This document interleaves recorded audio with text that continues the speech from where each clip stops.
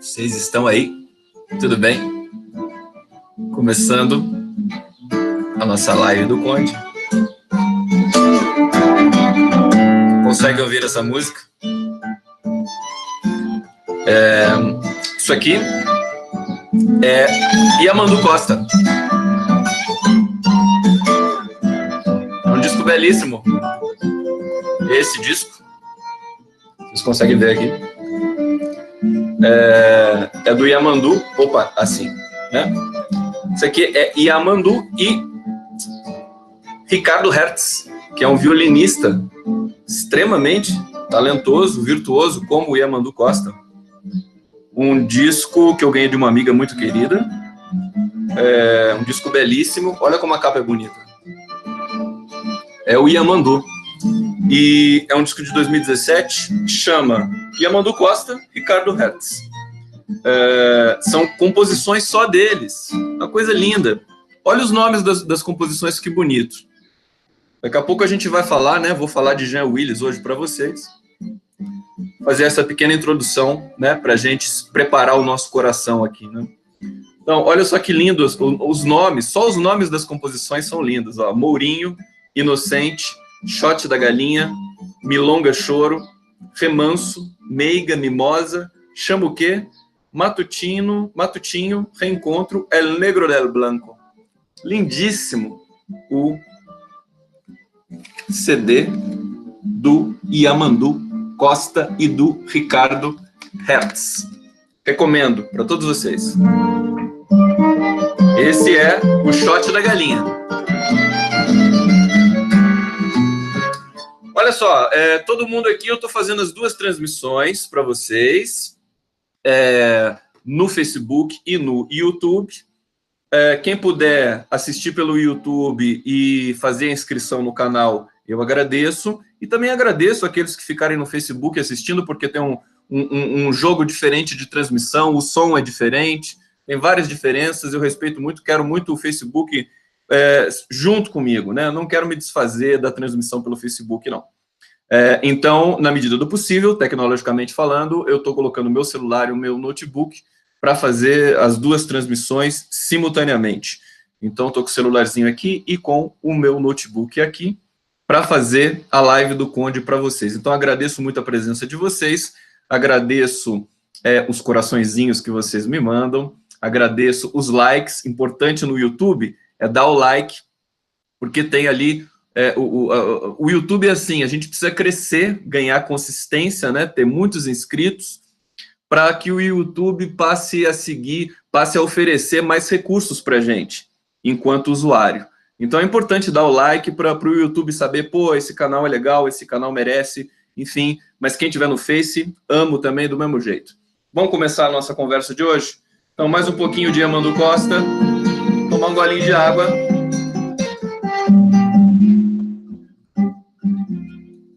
Deixa aqui. Gente, obviamente, eu tô muito chateado, tô comovido, chorei bastante agora. Tive que lavar o rosto para vir aqui. Espero que eu me segure na frente de vocês, porque esse episódio do Jean Willis, ele não é simples, não é qualquer coisa. É uma coisa muito grave, é uma coisa muito, muito forte. Então, eu estou muito sentido, estou muito abalado, porque também é uma sensação parecida com eu senti muito próximo daquilo que quando o Lula foi preso, né? 7 de abril, né? O Lula aí, nós estamos indo para democracia presa já para 300 dias, né? Daqui a pouco. E naquele dia do Sindicato de São Bernardo do Campo, foi muito triste, foi uma emoção muito grande, né? Muitas lágrimas, chorei muito mesmo. E nós precisamos soltar as emoções, né? Nós precisamos sentir fortemente, porque é só assim que você sente o seu momento histórico, o seu momento político. É preciso ter intensamente essa dimensão do sentimento, e nós, do segmento progressista, nós temos muito isso, mas alguns também não têm. Tudo bem, cada um na sua, mas eu sou uma pessoa emotiva. politicamente emotiva. Como o Lula. O Lula é essa potência de emoção política, né? Ele é muito emotivo, vocês conhecem o Lula, vocês conhecem a maneira com que ele sente o povo brasileiro, a maneira com que ele sente a política, a maneira com que ele sente a sociedade brasileira, como é a doação dele para o nosso país, para a nossa democracia, para a nossa vida. O Lula é um ente que habita o nosso inconsciente, né? De todos os brasileiros, até de quem o odeia, porque quem o odeia acaba alimentando dentro de si mesmo uma personagem, uma emanação, né? No caso de quem odeia, de ódio. No caso de quem ama, de amor, que é o nosso caso. Espero que seja o nosso aqui, de muitos aqui. Então, eu senti realmente essa decisão do Jean Willis, apoio completamente o que ele está fazendo. Vocês conhecem a minha posição com relação à questão de sair do Brasil, mas o gesto é totalmente diferente, né? O Jean Willis deixar o Brasil para não morrer não tem nada a ver, por exemplo, com o José Padilha, o cineasta, né, que foi morar em Los Angeles. Não tem absolutamente nada a ver, porque o José Padilha nunca lutou um mosquitinho pela democracia no Brasil, né? José Padilha nunca se moveu, né, para garantir. Pelo contrário, ele criminalizou a política brasileira, saiu atirando para tudo que é lado. Desculpa eu lembrar do nome dessa criatura aqui para vocês hoje para falar do Jean Willis, mas é que eu tenho que fazer o comparativo, que é o primeiro que me veio à cabeça, porque a ida do Jean Willis, quer dizer, a saída, o exílio, né? O Jean Willis é o nosso primeiro exilado oficial, porque nós temos outros, mas ele é o nosso primeiro exilado oficial. Ele é o irmão do Enfio. O impacto dessa decisão do Jean Willis é muito forte. Internacionalmente vai ser uma coisa assim demolidora para o Brasil. E é muito por isso que mais esse apoio ele tem de ter de todos nós, né? Porque ele vai fazer acordar, ele vai fazer ele expõe, digamos assim, a ditadura brasileira, o genocídio brasileiro, a violência, o Estado assassino brasileiro. Ele expõe tudo isso com a sua atitude de abrir mão de um mandato, quer dizer, é um deputado eleito pela terceira vez consecutiva, um deputado eleito que abre mão do mandato para conseguir continuar vivendo, conseguir continuar com a sua vida, porque ele sabe. Aliás, vamos admitir a seguinte questão: o Jean Willis está até hoje vivo, né, com saúde, é quase que um milagre para uma sociedade como a brasileira, de milicianos, dominada por milicianos nesse momento. Estado do Rio de Janeiro, a morte brutal da Marielle Franco, a entrevista que o Jean Willis deu à Folha de São Paulo, agora há pouco publicada, evidencia tudo isso. Ele estava sob proteção policial, proteção do Estado brasileiro, porque o Jean Willis sofria ameaças o tempo todo por essas bestas, por essas criaturas hediondas e odientas que pertencem a esse segmento político que nós acostumamos a chamar de bolsonarismo, né? É uma coisa assim que embrulha o estômago, por um lado, que nos deixa muito triste por outro, mas que faz acender o sinal de alerta, né? Então o Jean Willis realmente ele não podia sair de casa, ele tinha que sair sempre escoltado. Ele diz na entrevista da Folha que o dia que ele decidiu, o Freixo, tem alguém dizendo aqui, o Freixo que se cuide, evidentemente o Freixo que se cuide, mas veja, o Jean Willis tem uma questão a mais nisso tudo. Em primeiro lugar, ele é gay, assumidamente. Isso num país como o Brasil, de tanta bestialidade. Inclusive no meu próprio perfil no Facebook, eu chorando aí a ausência, a perda do Jean Willis, provisória, evidentemente, para o exílio político, fez com que algumas criaturas do meu perfil, que se diziam de esquerda, já assanhassem aqueles dentes podres do preconceito, da homofobia, e eles foram devidamente chispados da minha existência nesse exato momento, porque eu estou, inclusive, acometido de grande emoção.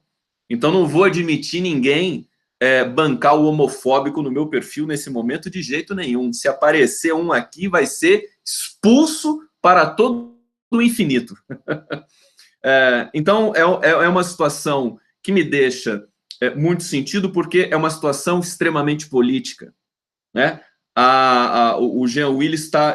talvez ele... Nem sei se o Jean Willis tem a dimensão do gesto que ele está tomando nesse momento. É um gesto grandioso e é algo que vai deixar uma marca muito forte. Hoje é um dia marcado por essa comunicação deste ativista, deste político que sempre mereceu todo o nosso maior respeito pela sua coragem. Eu disse num texto que eu acabei de publicar e subir na home do 247, que o Jean Willis não tem um macho heterossexual no Brasil que tenha 1/1000 da coragem que o Jean Willis tem. Aliás, macho heterossexual já não tem coragem, porque para ser homossexual, sobretudo no Brasil, precisa ter muita coragem, né? Vocês sabem que eu estudei, a minha pesquisa de mestrado, eu sou linguista, vocês sabem disso, a minha pesquisa de mestrado é sobre piadas de gaúchos, porque eu estudo o humor, né? Então, as piadas de gaúchos têm uma característica muito curiosa, que o gaúcho aparece como grande machão, ele diz que é machão, que ele anda a cavalo, ele gosta de cavalo, ele gosta de faca, né? O gaúcho imaginário, evidentemente não estou estereotipando aqui o povo gaúcho, é um gaúcho personificado pelo imaginário literário e sociológico, por assim dizer. Vocês conhecem piadas de gaúcho. Eu estudei esse corpus, né? Esse conjunto de piadas. E ali justamente aparece essa questão, quer dizer, o cara que é muito macho, que fica dizendo que é macho, que é homem, que gosta de, né, aquela coisa, toda misógina e machista, na verdade é muito covarde, é muito inseguro. Isso nas piadas aparece, porque nas piadas o cara aparece todo machão lá e na verdade ele não é nada daquilo, né? Isso socialmente está consagrado já na nossa cultura. As piadas, só para fechar essa pequena digressão inicial, elas revelam características sociais profundamente. Quer saber como uma sociedade funciona, quais são os preconceitos que estão ali embutidos e tudo mais?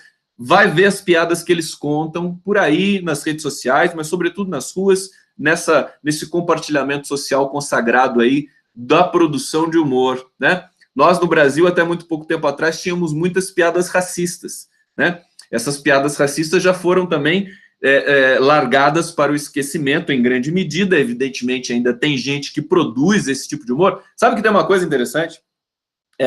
Esse humor que apareceu recente, o CQC, o Danilo Gentili, esses caras mais truculentos, aquele outro, Rafinha Bastos, eles produzem um humor... como é que eu posso dizer, defasado, atrasado. É um humor que lida com preconceitos que não podem mais serem propagados numa sociedade que se acredita civilizada. Por isso que o humor deles sempre não é humor aquilo é preconceito puro. Marcelo Taz, esse pessoal aí que saiu achando que estava fazendo piada, né? Menosprezando, rebaixando os outros, né? E isso não é humor, né? Isso fez a curva, não pode ser mais considerado humor, do ponto de vista, se você, evidentemente, fizer uma diferença entre humor inteligente, humor refinado, e humor grotesco, preconceituoso, enfim, o pior tipo de humor que você pode imaginar, que produz violência, que produz ódio, né? Então, só para fazer o parêntese, voltando a dizer do Jean Willis, então é um momento, assim, é muito triste para o Brasil. O Brasil perde um excepcional político, deputado, que representava muito bem o seu eleitor, corajoso, defendeu a Dilma Rousseff, então nem o macho heterossexual tem a coragem que ele tem, nem passa perto aqui no Brasil, e, na verdade, nós perdemos e ganhamos também. porque nós ganhamos uma atenção agora que o mundo vai dedicar ao Brasil, porque, queridos, nós simplesmente entramos para o rol dos países cujos políticos fogem do país para se manterem vivos. Né? É uma situação extrema. Então, o deputado Jean Willis abandonou o seu mandato, as suas raízes, a sua ancestralidade, afinal de contas, não é trivial você deixar o seu país de origem, e agora ele nos representa, onde quer que ele estiver, ele vai nos representar, o Brasil vai estar junto com ele. O Jean Willis é como se fosse uma embaixada, ele é território brasileiro, né? É exilado, né? É o primeiro exilado político. Esse enunciado já ganhou toda a blogosfera, que o Jean Willis é o primeiro exilado político da ditadura bolsonarista no Brasil, que continua fazendo água com relação a todos as denúncias que estão escancaradas no bolsonarismo, nos bolsonaros, no Flávio Bolsonaro, na ligação com as milícias, na ligação com o assassinato da Marielle Franco e do Anderson Gomes. Quer dizer, realmente é difícil de acreditar. Retomando a questão do Jean Willis, então, assim, é um sentimento de perda que a gente tem hoje.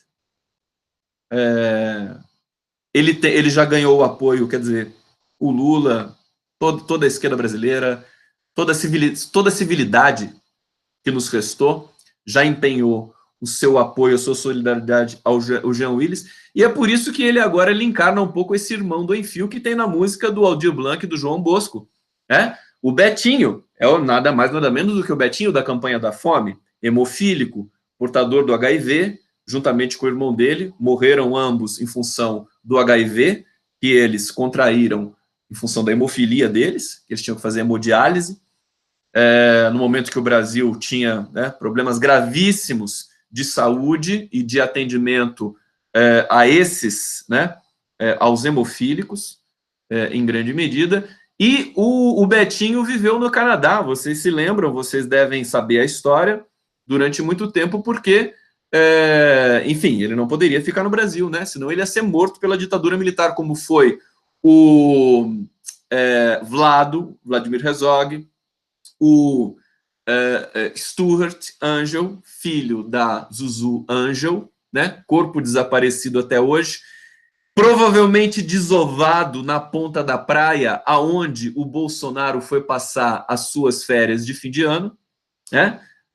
Como é que é? É um forte do Exército, eu me esqueci o nome agora, e ele, inclusive, fez menção a isso, onde os militares assassinos da ditadura jogavam os corpos de helicóptero. Provavelmente Stuart Angel foi jogado lá, provavelmente o Rubens Paiva foi jogado lá também, e esses caras nunca tiveram os corpos encontrados, né, nas mortes da ditadura militar. Então, nós estamos realmente num momento que é pior do que a ditadura militar, até do ponto de vista da estrutura do governo, porque na ditadura militar, nós não tínhamos tantos militares no primeiro escalão do governo, por incrível que pareça. Você tinha um presidente militar e você tinha um ministério composto por quadros civis, em grande medida. Nos governos mais assassinos da história do Brasil, como o governo Médici, o governo Geisel, o governo Figueiredo, Costa e Silva, né? Se você pegar todos esses governos, você não vai ter a quantidade de militares como esse governo Bolsonaro tem. Então, a situação é muito complexa, tem muita coisa acontecendo ao mesmo tempo. De uma certa maneira, é até bom que tudo aconteça ao mesmo tempo, porque a história está se movendo, né? A história está se movendo, não dá para você segurar a história, você pode atrasar, né? Como os disparos em WhatsApp, como o uso das plataformas digitais de maneira criminosa pode conter um pouco a história. Na verdade, o grande embate da civilização ao longo de todos os séculos é justamente um segmento da sociedade de privilegiados, né, de abastados, a elite, ela quer segurar e conter a movimentação histórica que tende a produzir algum tipo de igualdade um pouco mais aceitável para todos nós, para todos os seres humanos, para todas as sociedades. Eles atrasam o máximo, né, com guerras híbridas, né? Agora, sobretudo agora, você tem guerra híbrida com lawfare, com uso judicial para produzir disputa política. Isso está em voga no mundo inteiro. Nós estamos numa crise muito grave. Então, assim, só para não digredir tanto e interromper o meu comentário sobre o Jean Willis, daqui a pouco eu quero ver. Deixa eu entrar aqui um pouquinho no YouTube para ver como é que estão os comentários de vocês. Deixa eu ver aqui. Então, pessoal, muito obrigado pela presença, pelos comentários, aqui ao vivo no YouTube e no Facebook.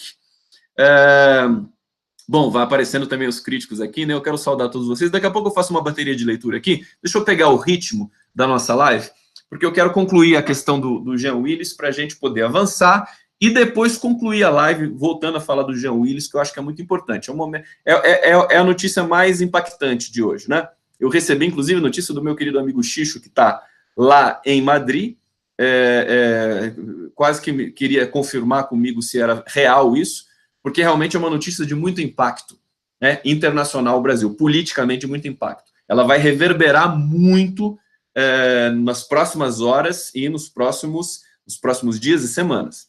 E o Jean Willis se torna, nesse momento, abraço para Minas Gerais, Nicélio pedindo um abraço aqui, abraço para Minas, ele se torna, nesse momento, uma bandeira, né? Ele se torna uma bandeira muito poderosa, porque fora do Brasil ele vai poder escrever. Basta você pensar isso, né? Eu sempre fui bastante... Eu não gosto... Sabe, o que o Conde sempre reclamou? Essa questão de abandonar o Brasil, né? Que eu não abandono nem ferrando, né? Vou ficar aqui até o fim, até a gente restituir a democracia no Brasil. Aí depois, se tiver tudo arrumadinho, eu vou embora para passear, né? O que eu quero dizer com isso? São maneiras e maneiras de se deixar um país.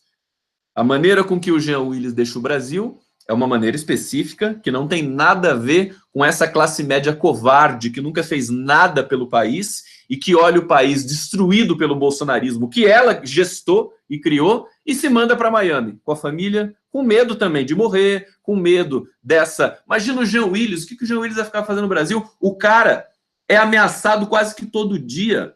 Sobre ele são produzidas uma quantidade inimaginável de fake news distribuídas por WhatsApp, por plataformas digitais. A Manuela Dávila também sofre muito com isso. A Gleisi Hoffmann sofre muito com isso, com esses bastardos do bolsonarismo, inglórios, né? Bastardos inglórios do bolsonarismo, que não sabem, não têm proficiência senão apenas, então, produzir fraude.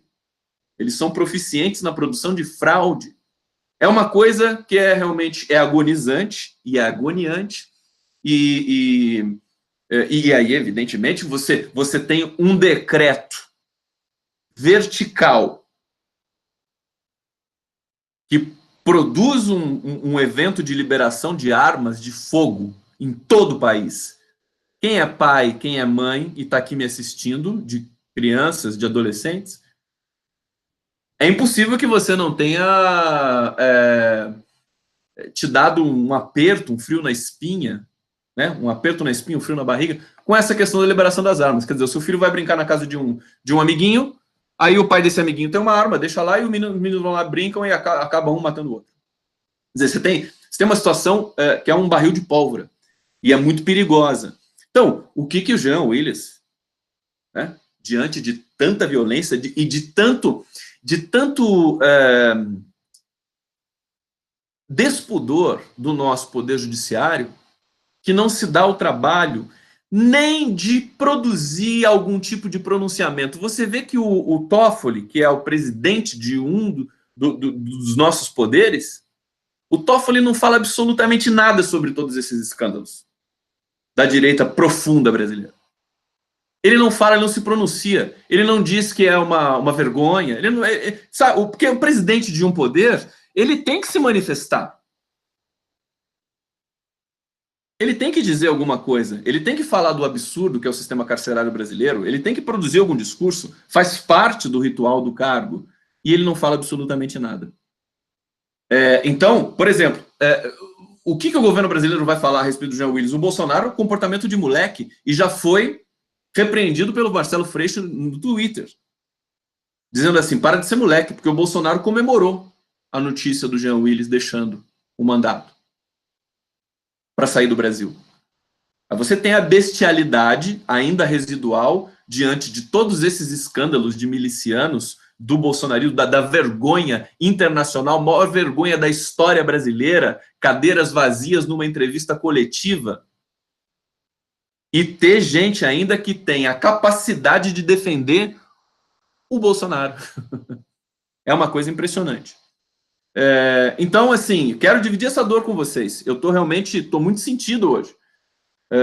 Estava preparando aqui uma live com vocês. Ontem eu já estava assim, né? Estava preparando uma live aqui para falar da Venezuela, porque é uma situação muito delicada também que está aqui no Brasil. Quero e vou falar hoje também disso. De outras questões, evidentemente.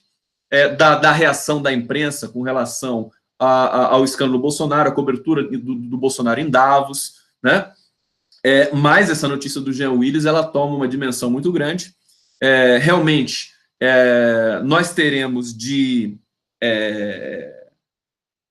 entender o gesto do Jean e para conseguir produzir uma representação de tudo aquilo que ele inspirou durante esses 2 mandatos em que ele foi um dos deputados mais ativos, mais corajosos, mais combativos do Congresso brasileiro.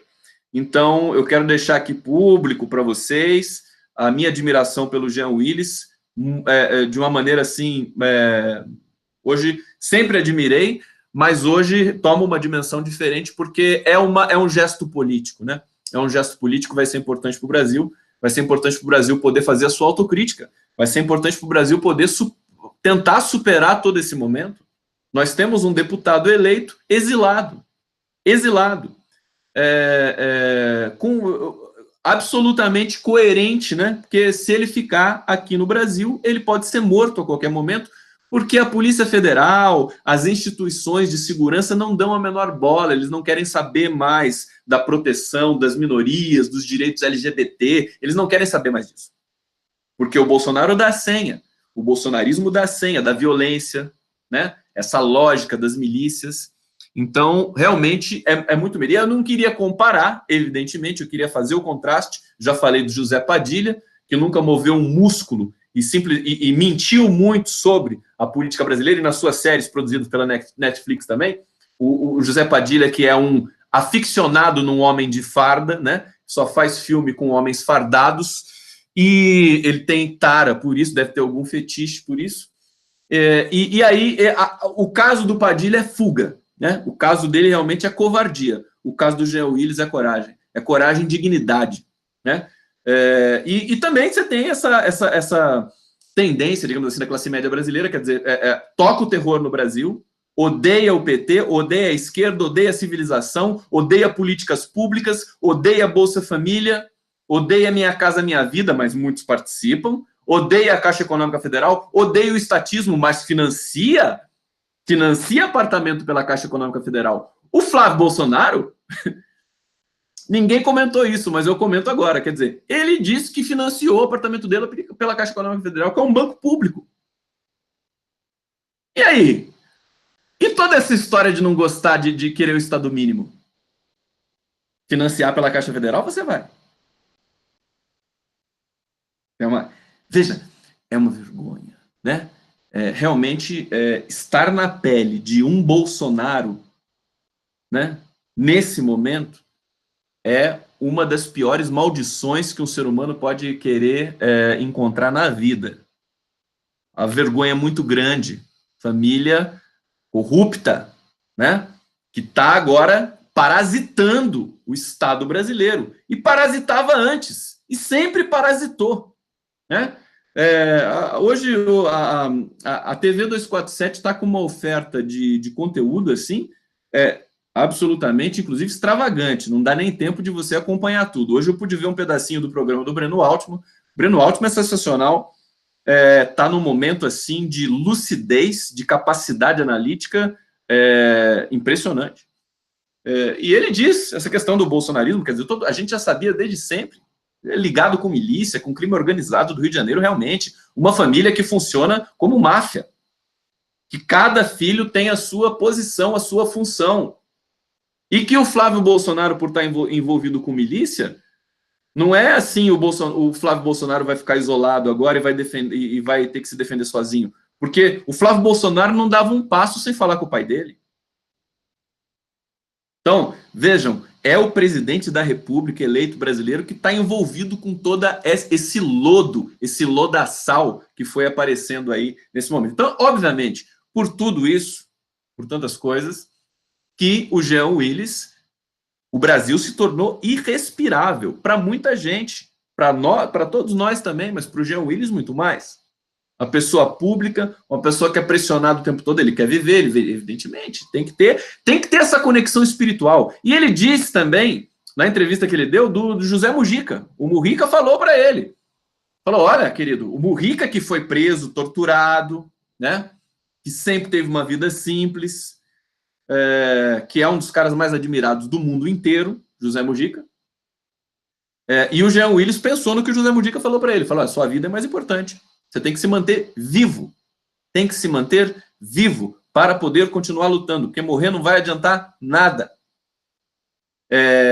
Então, veja, nós temos hoje no Brasil uma situação paralela. Nós temos, agora se junta a bandeira do Lula livre, a bandeira pela volta do Jean Willis.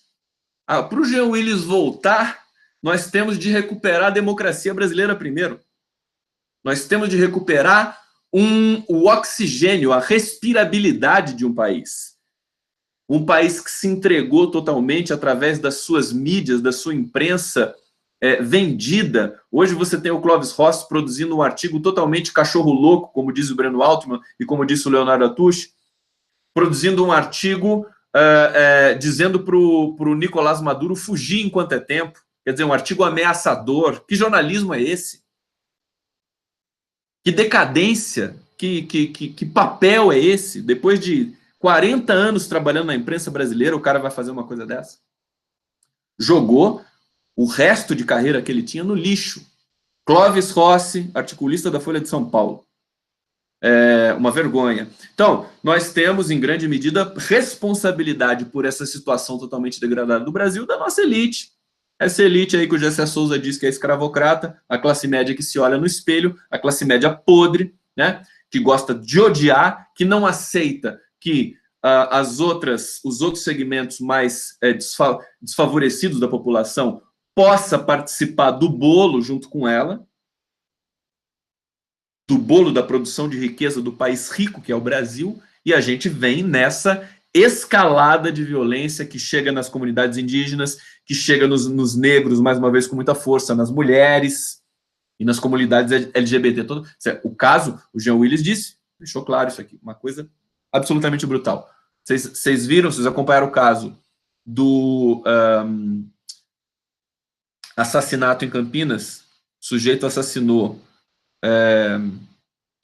a travesti e arrancou o coração dela. Um crime brutal, absolutamente brutal.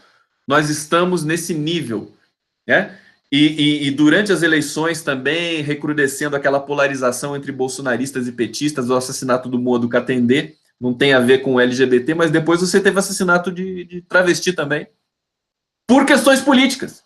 Em São Paulo, uma travesti foi assassinada jogada na calçada e as testemunhas disseram que o cara que tinha cometido o crime saiu gritando Bolsonaro, né? Bolsonaro se tornou uma palavra, ela já é constituída de um sentido de violência. Bolsonaro significa morte, né? A palavra, o sentido extrapolou, não é mais um nome próprio. Bolsonaro é um insulto, é uma ameaça. Se uma pessoa te diz Bolsonaro em qualquer lugar, em qualquer momento, ela está te ameaçando. É uma coisa brutal. Léo Atush e eu já tínhamos verificado isso há um tempo atrás, e agora isso se tornou algo muito mais perigoso e real, né? E totalmente real, porque no Rio de Janeiro fica uma ameaça, né? A palavra Bolsonaro, né? 17, essa coisa, né? Tudo isso é quase que uma ameaça de morte que as pessoas fazem para você. Então, veja, Jean Willis não tinha como não tomar essa decisão que ele tomou. realmente é uma situação totalmente infeliz do Brasil, e nós estamos sob grave ameaça. Sobre todos os aspectos políticos, sociais, e nós temos aí a ameaça da Venezuela. Então, deixa eu abrir o roteirinho para vocês aqui, deixa eu colocar mais um pouquinho de música, para a gente fazer a primeira transição da live, né? São momentos difíceis, você sabe que eu não vou fingir felicidade, né? Nem empolgação para vocês, porque eu tenho que sentir o país, né? E o momento realmente agora é um momento de muita apreensão. Um pouquinho de música para vocês, e a música também tá tristonha, tá nesse pique. Deixa eu colocar uma música mais bonitinha aqui, então. Manda coraçãozinho para mim, pro Conde. Vamos ver aqui. Deixa eu só retomar o nosso roteiro. Bom, falar um pouquinho da Venezuela para vocês. Tudo bem? Posso falar? Situação da Venezuela, o grande problema, eu me lembro de uma amiga que me escreveu há pouco tempo atrás pelo WhatsApp, dizendo assim, mas que absurdo isso, tem gente defendendo o Maduro, tem gente defendendo a Venezuela, como assim? Quer dizer, primeira coisa que eu quero falar é uma questão de estratégica de comunicação. Por que o Bolsonaro, vocês sabem o que está acontecendo na Venezuela, o Juan Guaidó, que é o presidente da Assembleia, ele se autoproclamou, que é uma aberração, né? Ele se autoproclamou presidente da República. O Breno Altman disse hoje que isso é absolutamente inacreditável e ilegal, porque, entre outras coisas, se ele é presidente da Assembleia e se autoproclama presidente da República, ele é presidente de dois poderes. E isso não existe em nenhuma democracia do planeta Terra e da galáxia. Não existe. Não existe, você não tem a divisão dos poderes quando você tem uma. Quem é ditador, então, na Venezuela é o Juan Guaidó, que, em tese, né, seria presidente de dois poderes, uma aberração completa. Então, o Breno Altman disse que, por exemplo, na Venezuela tem poder judiciário, pode parecer que não, mas tem, muito mais do que no Brasil. E esse poder judiciário, por que o Maduro não foi lá e prendeu o Juan Guaidó? E isso o Altman diz com todas as letras, né? Acompanhei muito bem o Altman hoje, estava sensacional o programa dele com o Leonardo Atush. E ele diz assim, em qualquer lugar do mundo, em qualquer democracia do mundo, o Juan Guaidó já estaria preso. Porque alguém que se autoproclama presidente de um país e provoca toda essa devastação, essa confusão geopolítica, diplomática, é uma ameaça à soberania do país. Então tem que ser preso, comete crime. Aí, bom, ele diz que, acho que só na Venezuela, para um cara desse não ser preso, porque ali você tem interesses que são múltiplos e são outros. E aí, o que ele fala, por exemplo, dessa psicologia do Maduro, né? Porque o Maduro, a Venezuela está correndo um risco, tá? Ela corre o risco de se abrasileirar e aceitar o golpe. Até agora ela resistiu muito fortemente, muito melhor do que nós brasileiros, deu uma lição no Brasil de não permitir ser golpeada pela elite golpista, eternamente golpista. Mas agora a gente começa a ter uma movimentação muito forte e a gente percebe que o Maduro tá relativamente bonzinho demais com esses bastardos golpistas, né? E está respeitando demais as instituições, né? Isso é um perigo, né? Respeitar a instituição demais num país conflagrado, cheio de conspiradores internacionais, com a imprensa global sugando, né, toda a sua energia social, política, fraudando descaradamente. Você sabe que ontem muitas imagens foram divulgadas sobre as manifestações de rua na Venezuela, mas só foram divulgadas as imagens dos defensores do Juan Guaidó. Só. Não, porque foram muito maiores que as manifestações oposicionistas, as manifestações de defesa do governo Maduro. Amanhã eu vou conversar com o Zé Reinaldo Carvalho, talvez seja o jornalista brasileiro que mais conhece a Venezuela nesse momento. Vou conversar no meu canal, nós agendamos essa entrevista para as 14 horas. Então, aguardo vocês, meu querido amigo Zé Reinaldo Carvalho, que teve na Venezuela para a posse do Maduro agora há pouco tempo. Nós vamos falar por Hangout. Eu espero vocês lá no meu canal. Amanhã nós teremos várias entrevistas, tá? Teremos umas 10 da manhã com meu amigo Sérgio Storck. Vamos falar de semiótica, vamos falar de narrativas, disputas narrativas. Ao meio-dia, nós iremos conversar. Eu vou conversar com o Rogério Skylab. Vai vendo. A programação de amanhã tá boa. E, finalmente, às 14 horas, eu vou conversar com o Zé Reinaldo Carvalho para falar da Venezuela. Tudo bem? Vocês gostaram dessas notícias? Vocês vão curtir comigo? Vocês vão me ajudar a crescer o canal? A fazer crescer o canal? Eu estou fazendo entrevista todo dia bastante, assim, para a gente justamente... tem que crescer rápido. Eu adoro fazer entrevista. Tô curtindo demais esse negócio. Bom, então, Venezuela.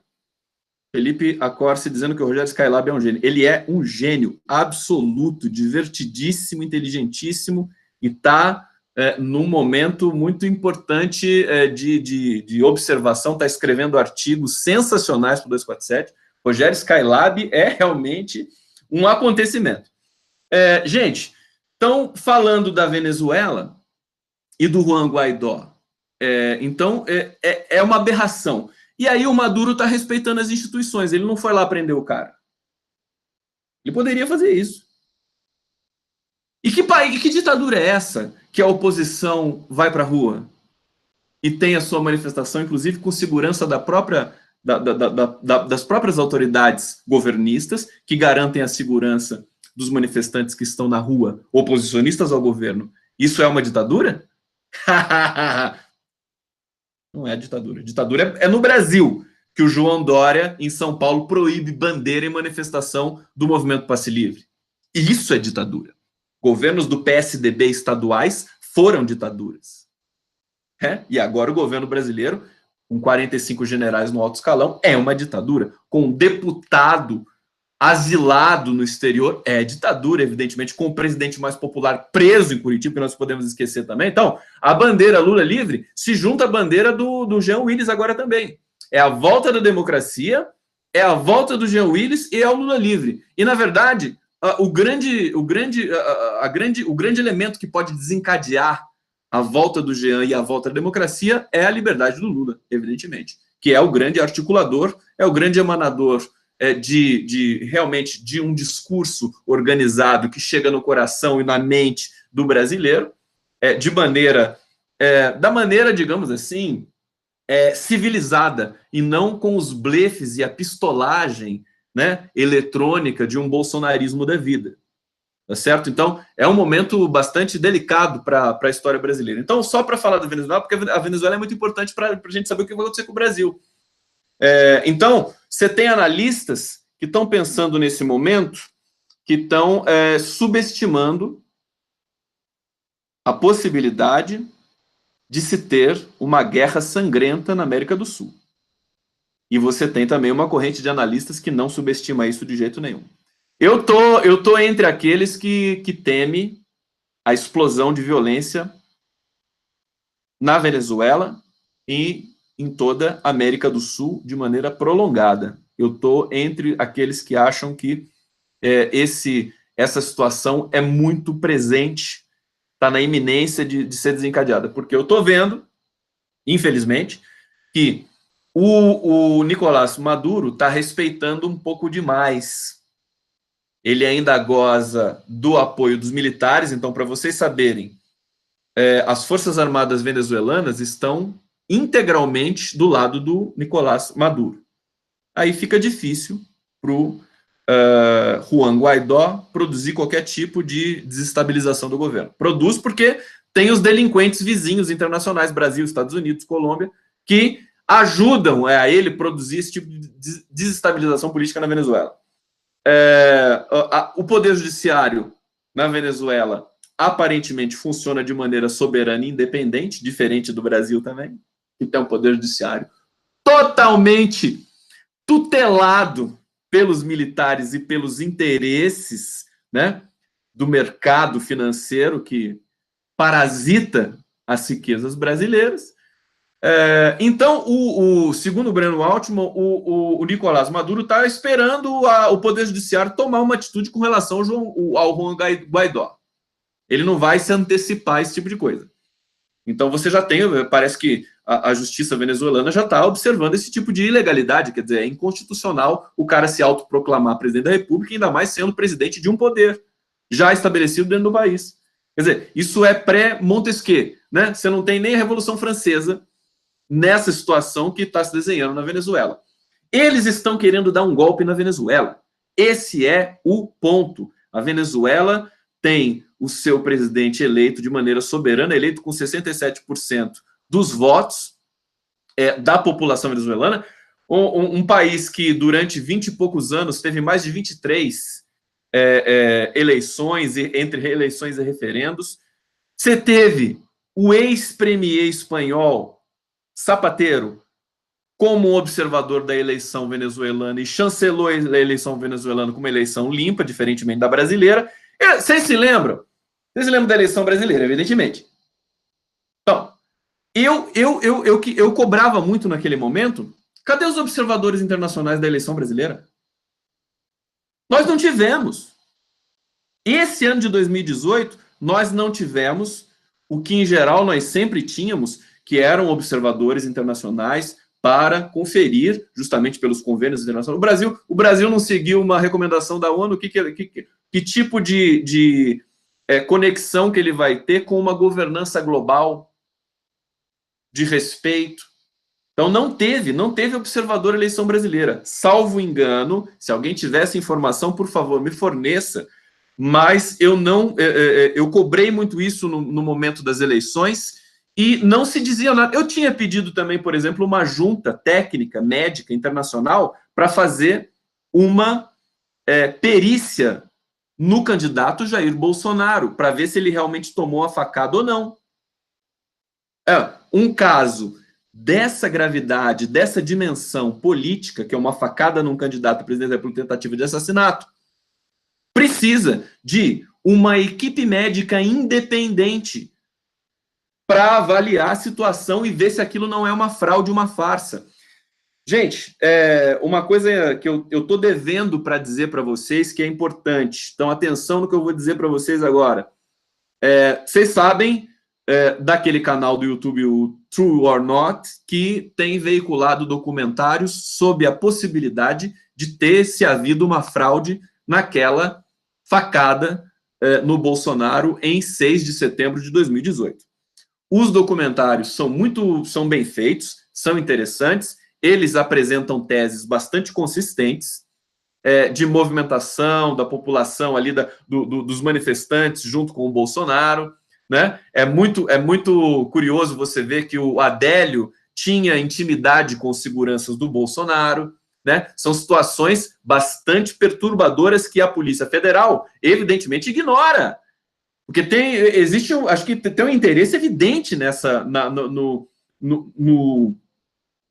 em esconder todo esse protocolo. Aí eu pergunto para vocês, olha só que interessante. Quando o José Serra, glorioso, saudoso José Serra, né, um dos piores políticos da história brasileira, levou aquela bolinha de papel na cabeça, lembra que ele levou aquela bolinha de papel e quase morreu, né, com a bolinha de papel, que é a bola de papel na cabeça, notável. Não é qualquer um que aguenta. E aí, naquele momento, lembrem-se comigo, a Rede Globo e outras emissoras pelegas, né, da Globo, da TV aberta, fizeram investigações no vídeo, fizeram perícias no vídeo para ver se o José Serra tinha realmente levado a bolinha de papel. Chamaram o Ricardo Molina, lá em Campinas, para fazer a perícia. E teve outros peritos também que foram mobilizados para ver de onde que veio a bolinha de papel, de que direção. Na questão da facada do Bolsonaro, não aconteceu nada. A Globo não fez um documentário, uma matéria no Fantástico, olhando, veja como... com aquela narração do Sérgio Chapelin, né? Veja como a faca, aquela voz anasalada dele, né? Não está na mão, que passa de uma mão para a outra e chega e não chega a entrar no bucho do Bolsonaro. Não teve. Vocês não acham estranho isso? Não teve nenhum. A TV aberta, a TV a cabo não fez nenhum tipo, não polemizou, não trouxe imagens, não chamou o Molina. Por que não chama o Molina para investigar aquelas imagens da facada do Bolsonaro?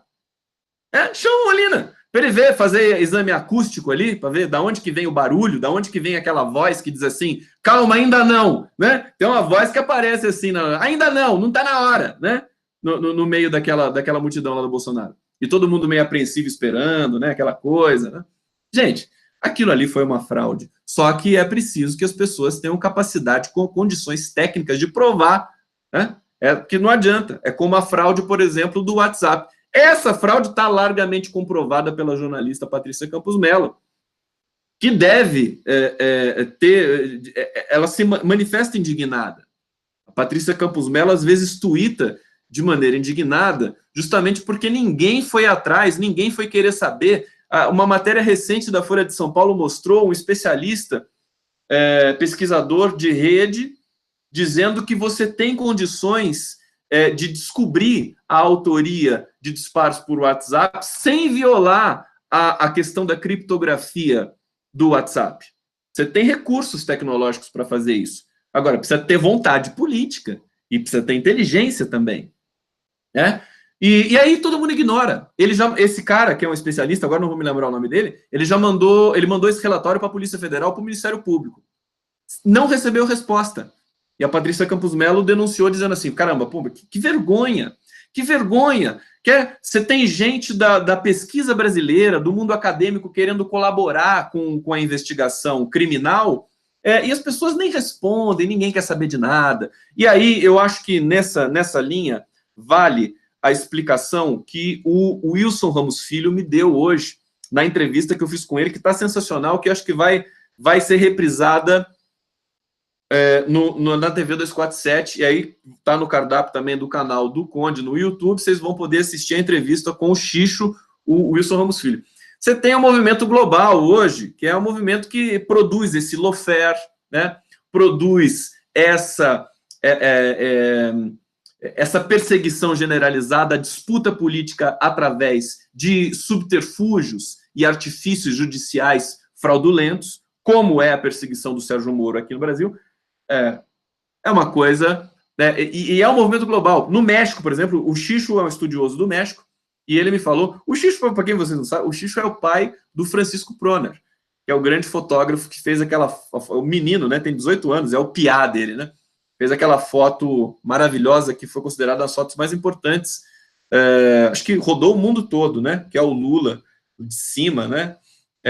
Sendo agarrado pelo povo e tal, naquele momento, no dia da prisão. Esse é o Wilson Ramos Filho, grande jurista, especializado na questão, na justiça do trabalho.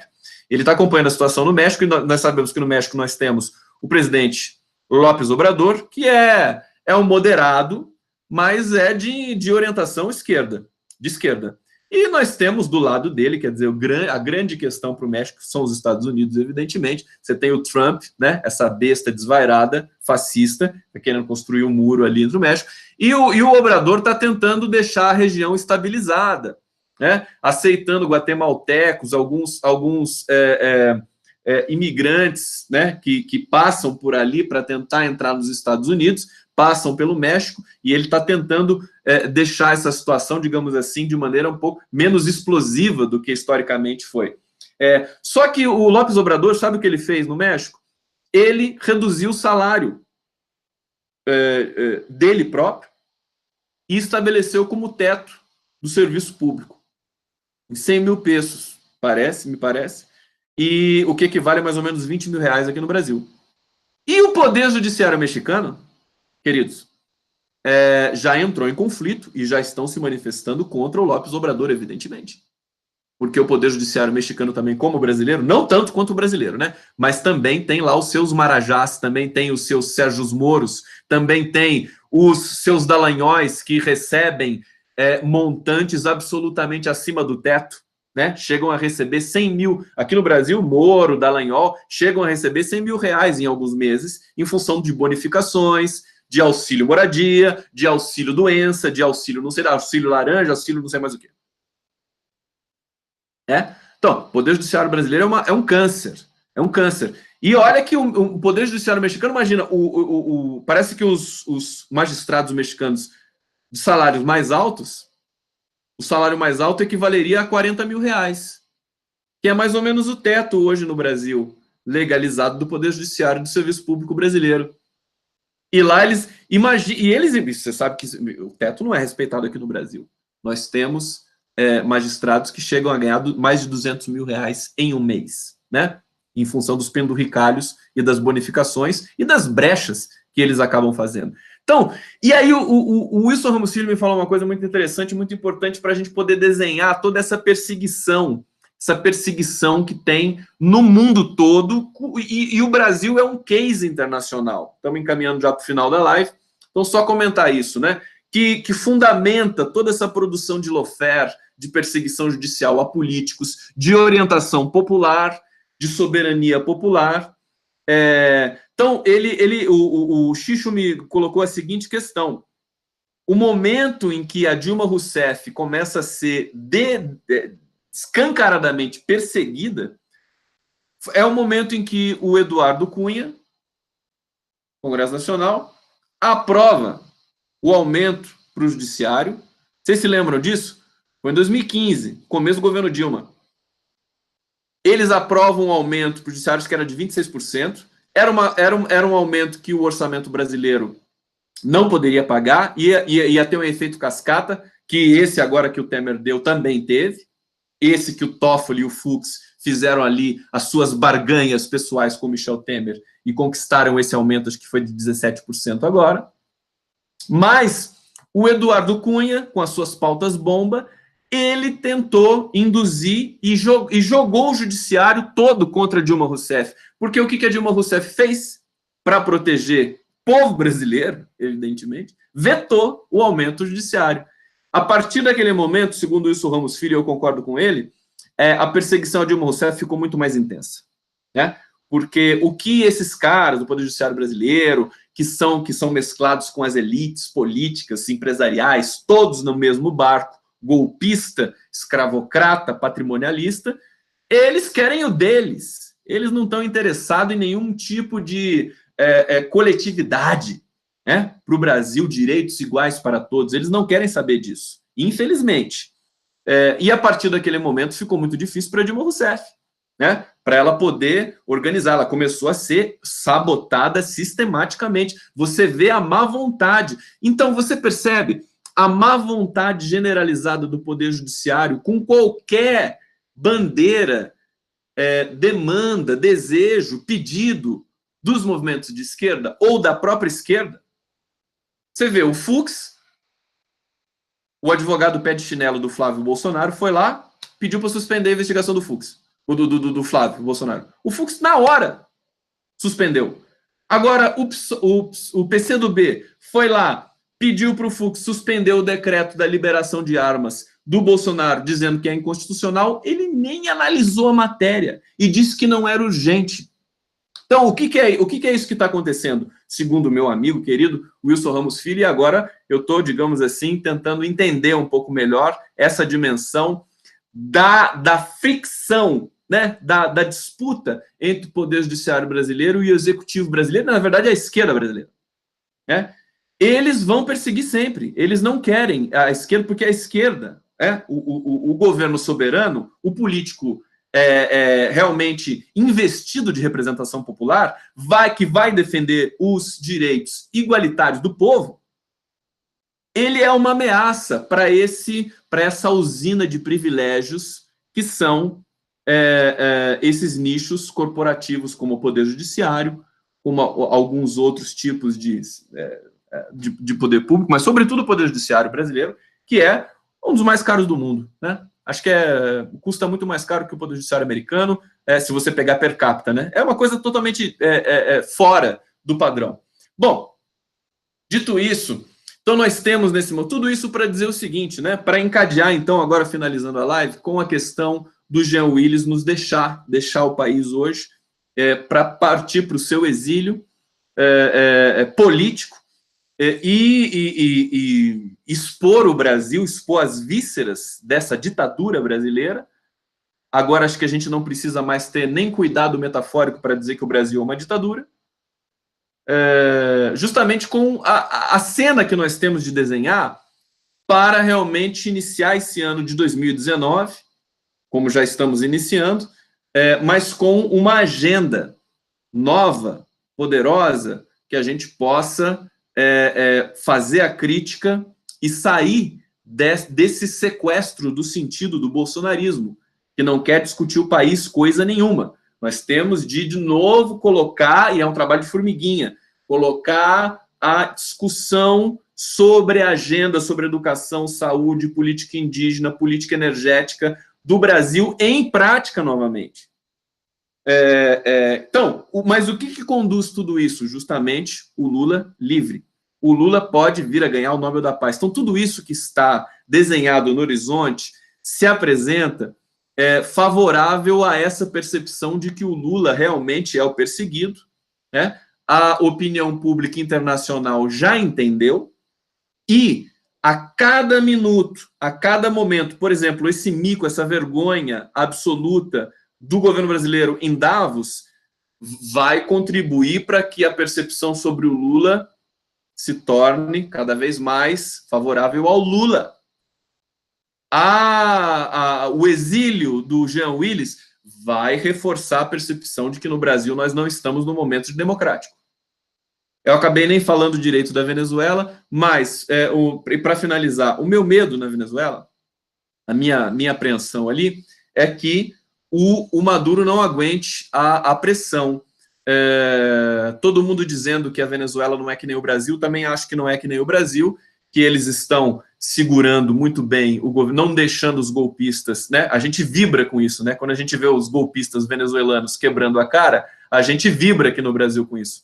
Só que eu pediria um pouco mais de prudência, porque eu estou vendo que o Maduro é muito respeitador das instituições, e isso pode ser um problema para ele. Então, isso fica para um assunto, para uma outra live. Eu vou terminando aqui com vocês. Muito obrigado. Vocês que acompanharam no Facebook, vocês que acompanharam no YouTube, e nós vamos nos encontrar mais uma vez amanhã, aqui, nesta Live do Conde.